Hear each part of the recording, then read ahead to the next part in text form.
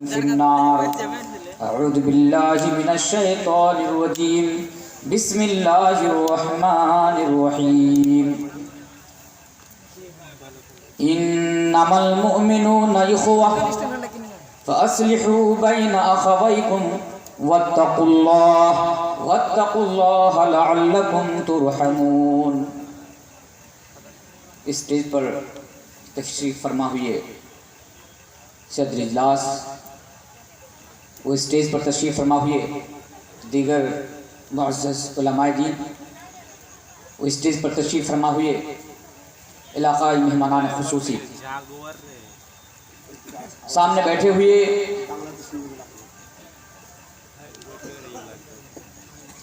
عزیزان قوم و ملت، میں بڑے ہی اختصار کے ساتھ میں اپنی بات کو آپ لوگوں کے سامنے رکھنے کی کوشش کروں گا انشاءاللہ تعالی، کیونکہ وقت کی قلت ہے اور میرے بعد ہم سب جانتے ہیں کہ فضیلت الشیخ جناب مولانا بدرالدجا ندوی حفظہ اللہ، ان کو بھی آپ کے درمیان آنا ہے، اس لیے وقت اور حالات کو مد نظر رکھتے ہوئے جس عنوان کے اوپر مختصر انداز میں میرا خطاب ہوگا، میری بات ہوگی، وہ ہے آؤ ہم آپس میں پیار کریں. اس مضمون کو آج میں نے آپ کے سامنے کیوں اٹھایا؟ دیکھیے، ایسے الحمدللہ پورے ہندوستان بھر کا دورہ کرتا ہوں، الحمدللہ 2 گھنٹہ 2.5 گھنٹہ تقریریں ہوتی ہیں، یوٹیوب کے ذریعے سے بھی آپ لوگ سنتے ہیں، لیکن میں زیادہ ڈیٹیلز میں آج میں آپ کو نہیں بتاؤں گا، کیونکہ اتنا ٹائم اتنا وقت آج میرے پاس نہیں ہے. اس لیے بہت ہی غور سے، کانسنٹریٹ کے ساتھ، توجہ کے ساتھ آپ میری باتوں کو سنیں گے تو انشاءاللہ آپ میری باتوں کو سمجھ پائیں گے. سامعین، اسلام کے اندر نا، دیکھیے پہلی بات تو یہ ہے کہ ہم لوگوں نے چند ہی چیز کو اسلام سمجھ لیا، پورا اسلام سمجھ لیا. وہ کیا ہے؟ نماز پڑھ لینا، روزہ رکھ لینا، اگر اللہ نے دولت دی ہے تو حج کر لینا، بس یہ کام ہے. اتنا کر لو جنت میں چلے جاؤ گے، اتنا کر لو تم مسلمان ہو، اتنا کر لو تم پکا مومن ہو. لیکن ان کے بعد بھی اور بھی بہت ساری چیزیں اسلام کے اندر ہیں جن کو ہم اور آپ اسلام تصور ہی نہیں کرتے. تو سامعین، اسی طرح اسلام کے اندر اخوت، ہمدردی، محبت، آپسی پیار، بھائی چارگی، اس کی بڑی اہمیت ہے. اور اسی چیز کو اگر آپ ہمارے گاؤں کے اندر، ہمارے سماج کے اندر اس کو بند کیجیے، پنکھا بند کیجیے، آپ دیکھیں گے تو ہمارے درمیان آج بھائی چارہ نہیں ہے، ہمارے درمیان آپسی پیار نہیں ہے، آپسی محبت نہیں ہے. آپ بخوبی اس بات کو سمجھ سکتے ہیں کیونکہ ہم اور آپ اپنے سماج کو، اپنے معاشرے کو اور اپنی سوسائٹی کو بہت ہی قریب سے دیکھتے ہیں. تو سامعین، آئیے میں آپ کو قرآن کی طرف لے کر چلتا ہوں کہ بھائی چارہ کی کیا اہمیت ہے. آئیے پہلے ایک آیت میں آپ کے سامنے رکھ دوں.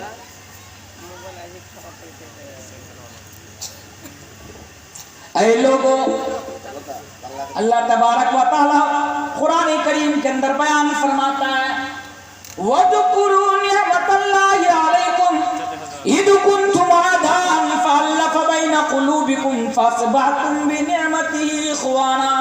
سنیے، اللہ تبارک و تعالی فرماتا ہے کہ اے لوگو، میری اس نعمتوں کو یاد کرو. وَاذْكُرُوا نِعْمَةَ اللَّهِ عَلَيْكُمْ إِذْ كُنْتُمْ أَعْدَاءً فَأَلَّفَ بَيْنَ قُلُوبِكُمْ فَأَصْبَحْتُمْ بِنِعْمَتِهِ إِخْوَانًا. کہ منجھیلی کے لوگوں، میری اس نعمت کو یاد کرو جو میں نے تمہارے اوپر کی ہے، اس احسان کو یاد کرو جو میں نے تمہارے اوپر کیا ہے. لیکن میرے بھائیوں، سوال تو یہ پیدا ہوتا ہے کہ اللہ، میں تجھی سے سوال کرتا ہوں، ذرا تو ہی بتا. تو یہاں پر یہ کہہ رہا ہے کہ میری اس نعمت کو یاد کرو جو میں نے تمہارے اوپر کی ہے، لیکن بتا، ہم تو کنفیوزڈ ہیں. اے اللہ، تو ہمیں بتا، ہم تو کنفیوز ہیں کہ تیری ہم کس نعمت کو یاد کریں، کیونکہ تیری تو بے شمار احسانات اور بے شمار نعمتیں ہمارے اوپر ہیں. اگر ہم تیری نعمتوں کو اگر شمار کرنا چاہیں، گننا چاہیں، لکھنا چاہیں، لپی بند کرنا چاہیں، رائٹ کرنا چاہیں تو کر نہ سکے. یا اللہ، پھر تو ہی بتا، یہاں پر تو کس نعمت کو یاد کرنے کی بات کر رہا ہے؟ اللہ فرماتا ہے میرے بندے اے منجھیلی کے لوگوں ساری نعمتوں کو یاد کرنے کی ضرورت نہیں ہے، بس ایک چھوٹی سی نعمت کو یاد کر لے کہ تم آپس میں ایک دوسرے کے دشمن بنے ہوئے تھے، آپس میں اذ کنتم اعداء، ایک دوسرے کے دشمن تھے، ذرا ذرا سی باتوں کے لیے تمہارے درمیان تلواریں چلایا کرتی تھی، ذرا ذرا سی باتوں کے لیے تم اپنے بھائی کی گردن کو مار دیتے تھے، ذرا ذرا سی باتوں کے لیے تم اپنے باپ کی گردن پر تلوار رکھ دیتے تھے، تم آپس میں ایک دوسرے کے دشمن تھے۔ پھر میں نے کیا کیا؟ تمہارے درمیان نبی کو بھیجا، میں نے کیا کیا؟ تمہارے درمیان میں نے رسول کو بھیجا، اور نبی کو بھیجنے کے بعد اور رسول کو بھیجنے کے بعد میں نے تمہارے دلوں میں ایک دوسرے کے لیے الفت ڈال دی، محبت ڈال دی، اور میں نے تم لوگوں کو اپنے فضل سے بھائی بھائی بنا دیا۔ اللہ اکبر۔ اللہ تبارک و تعالیٰ کی یہ بہت بڑی نعمت ہے کہ ہم آپس میں جانوروں کی طرح لڑتے تھے۔ اٹھائیے 1400 سال پہلے کی تاریخ کو، وقت نہیں کہ میں آپ کو بتاؤں کہ 1400 سال پہلے کس طرح لوگ خون خرابہ کرتے تھے۔ 27 سال تک، 28 سال تک دو قبیلے کے درمیان لڑائی ہوتی تھی، جنگیں ہوتی تھی، جھگڑا ہوتا تھا۔ اللہ کہتا ہے میری نعمت دیکھو تمہارے اوپر کہ میں نے تم سب کو آپس میں بھائی بھائی بنا دیا۔ میرے پیارے ساتھیوں کیسا؟ ذرا دیکھیے اللہ کے نبی آئے، مدینے کے اندر رہنے والے صحابہ کو کیا کہتے ہیں؟ انصار، مدد کرنے والے۔ جو لوگ مکہ سے ہجرت کر کے آئے تھے ان کو کہا جاتا ہے مہاجر۔ جب اللہ کے رسول نے انصار اور مہاجرین کے درمیان بھائی چارہ قائم کرایا تو دیکھیے وہ لوگ کیسے بن گئے۔ ہمیں بھی اسی طرح بننے کی ضرورت ہے۔ آئیے وہ واقعہ، وہ حدیث میں آپ کے سامنے رکھتا ہوں، پھر میں آپ کو آگے کی میسج دیتا ہوں۔ اے لوگوں، مکہ سے حضرت عبد الرحمن ابن عوف ایمان کو بچانے کے لیے، ایمان کی حفاظت کے لیے مکہ چھوڑ کر مدینے کے اندر آ جاتے ہیں۔ ان کے پاس جتنی بھی جائیداد تھے، جتنی بھی پراپرٹی تھے، یہاں تک کہ اپنی بیوی اور بچے کو بھی مکے میں چھوڑ کر چلے آتے ہیں، صرف اپنے ایمان کی حفاظت کرنے کے لیے مدینہ پہنچتے ہیں۔ اب دیکھیے مدینے کے اندر ایک بڑا بزنس مین صحابی، ایک مالدار صحابی جن کا نام ہے حضرت سعد ابن ربی۔ ایک مسلمان کو دوسرے کے لیے کیسا ہونا چاہیے ذرا دیکھیے، کیسا بھائی چارہ، کتنی محبت ہونی چاہیے اس کو ذرا دیکھیے۔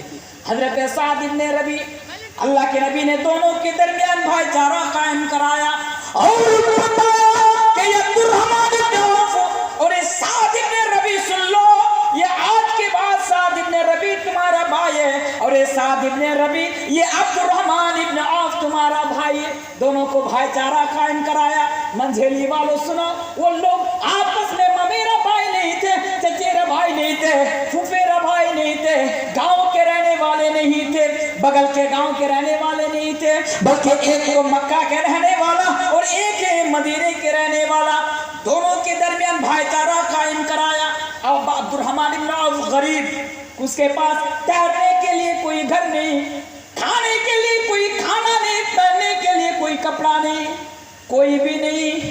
اب کیا دیکھیے، یہ حضرت سعد ابن ربی حضرت عبد الرحمن ابن عوف سے کہتے ہیں کہ میرے بھائی سنو، اے میرے بھائی سنو، میری جتنی بھی دولت ہے، میری جتنی بھی پراپرٹی ہے، میری جتنی بھی جائیداد ہے، میں تمام جائیداد کو 2 حصوں میں تقسیم کرتا ہوں، ایک حصہ تو رکھ لے، ایک حصہ میں رکھ لیتا ہوں۔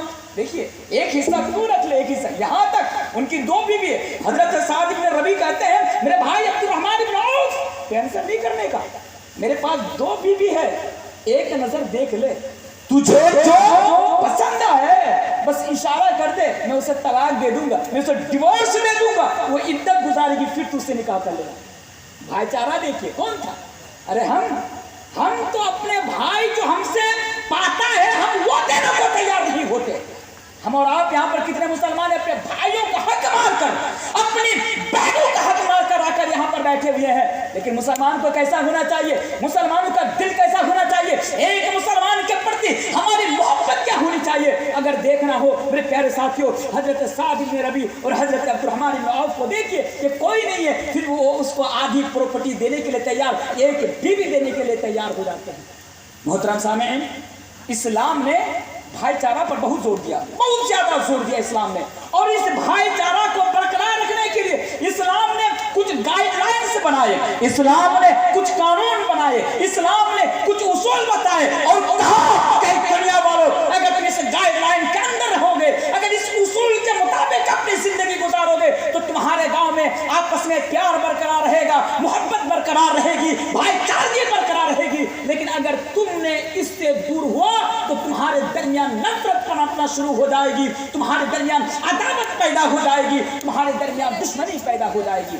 हमने इस्लाम के उन गाइडलाइन को हमने तर्क कर दिया तो आज हमारे दरमियान, मेरे भाइयों जरा देखिए कि किस तरह दुश्मनी आज हमारे दरमियान, आपके दरमियान बढ़ेगी। और आगे आइए, एक मुसलमान को दूसरे मुसलमान के लिए कैसा होना चाहिए जरा देखिए। सिर्फ नमाज पढ़ लेना, रोजा रख लेना, हज कर लेना, ज़कात दे देना, सिर्फ यही मुसलमानों का काम नहीं है। जरा इस पर भी ध्यान दीजिए, देने की जरूरत है, आज देने की जरूरत है कि एक मुसलमान को दूसरे मुसलमान के लिए कैसा होना चाहिए। मौलाना तनवीर को सलीमुद्दीन मदनी साहब के लिए कैसा होना चाहिए और सलीमुद्दीन अल मदनी को मौलाना तनवीर आलम के लिए कैसा होना चाहिए, आपको मेरे लिए कैसा होना चाहिए और मुझे आपके लिए कैसा होना चाहिए। जरा इस हदीस पर जरा गौर कीजिए। आइए वो हदीस में आपके सामने जल्दबाजी में रख देता हूँ। हदीस सुनिए और जरा सोचना इस हदीस को सुनने के बाद क्या हम और आप इस हदीस की रूह से, इस हदीस को सामने रखकर कि हम मुसलमान नजर आ रहे हैं। वो हाजी साहब जरा आप इस हदीस को सुनिए कि इस हदीस के नजरिए से, इस हदीस के मुताबिक क्या आप मुसलमान नजर आ रहे हैं कि मुसलमान नजर नहीं आ रहे। हदीस इस तरह, अल्लाह के प्यारे रसूल जनाब मोहम्मद रसूलुल्लाह पढ़िए सल्लल्लाहु अलैहि वसल्लम बयान फरमाते हैं, ऐ लोगों सुनो, अल मुस्लिमु मन सलिम अल मुस्लिमून मिन लिसानिही व यदिही। मंझेली के मुसलमानों को, टिक्कर टोला के मुसलमानों को, गोशेपुर के मुसलमानों को आपस में एक दूसरे के लिए कैसा होना चाहिए। अल्लाह के प्यारे नबी फरमाते हैं, अल मुस्लिमु मन सलिम अल मुस्लिमून मिन लिसानिही व यदिही। के लोगों, मुसलमान तो वो है जिसके हाथ के जरिए से, जिसकी जबान के जरिए से दूसरे मुसलमानों को तकलीफ ना पहुंचे।